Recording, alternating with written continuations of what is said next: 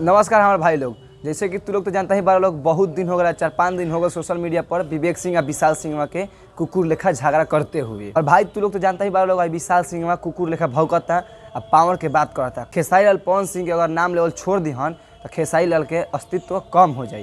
तो आज वीडियो में खूब बढ़िया से करके रिलाई करम और बतलाएं कि कैसे अस्तित्व कम हो जाए। हमारे भाई लोग के लागत है खेसारी लाल के अस्तित्व कम हो जाए। तो खेसारी लाल के 6-7 फिल्म 100 मिलियन 150 मिलियन 200 मिलियन तक गोइल बाटे। और कहते खेसारी लाल के अस्तित्व कम हो जाए। तो भाई लोग यहाँ तो खुदे कर बेइज्जती हो गल। तू लोग बतलाओ लोग, अगर खेसारी लाल पवन सिंह के नाम लेके चलत रहन तो पवन सिंह के 200 300 प्लस व्यूज जाए के चाहिए नू। तो पवन सिंह के तो यहाँ ना गल व्यूज एको आज तक फिल्म में नहीं खे। एगो खाली फिल्म बा जौन दिनेश यादव के साथ बनल बा, वही फिल्म 100 मिलियन गइल बा। तो यहाँ बतलाओ लोग खेसारी लाल पवन सिंह के नाम लेके चलत रहन तबे गइल बात ना आगे फिल्म। हमें विशाल सिंह माधर चौथ से पूछल चाहता नहीं, तुम्हें लोग बतलाओ लोग। तो देखो लो भाई, अपना में अगर क्षमता रहे नू तबे मतलब कि होखे एक बल कहाला।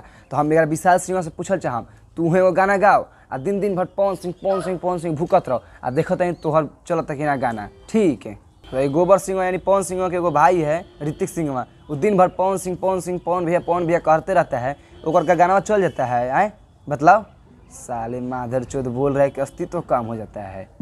अरे वाह, क्या बात बा साले। हमारा तो लगा था तोहनी के खेसारी लाल यादव जी के नाम ले अगर छोड़ दे बस तो तोहनी का अस्तित्व खत्म हो जाए।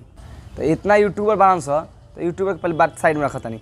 पवन सिंह तो हम मान लें कि बेचारा वो कलाकार बनाना, वो इतना मेहनत कर तनी मोटा बना का होगा, वो कंट्रोवर्सी कर का होगा, लेकिन उनका हम मान ले हम उनकर तनी मेहनत करके अपन 100 मिलियन प्लस कर लिहन। लेकिन हम तोनी यूट्यूबरन से पूछे तनी तक तोनी के कल बस पवन सिंह के नाम लेके दिन भर 100 मिलियन तनी बतलाओ से हमरा।